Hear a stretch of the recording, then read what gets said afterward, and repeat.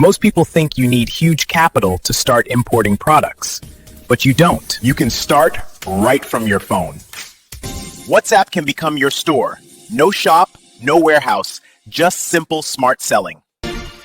People look for affordable gadgets and accessories daily. If you can source them cheaply, you can sell and keep the profit. A watch sold for 18,000 naira in Nigeria costs 3,000 to 5,000 naira abroad. That's your profit margin.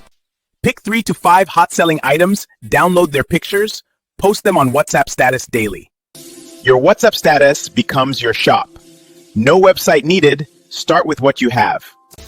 When buyers message you, collect payment first. Then place the order with your supplier. Let logistics take care of the rest. Your agent receives your package, delivers it to you, and you deliver to your customers. Some make 5,000 naira daily, some 50,000 naira weekly, some build it into a full business. Want the full step-by-step guide? How to find trusted agents and avoid scams. Go to amarcity.com. The complete course is free. No fees, no subscription. Click the link in the description. Start your WhatsApp mini importation store today.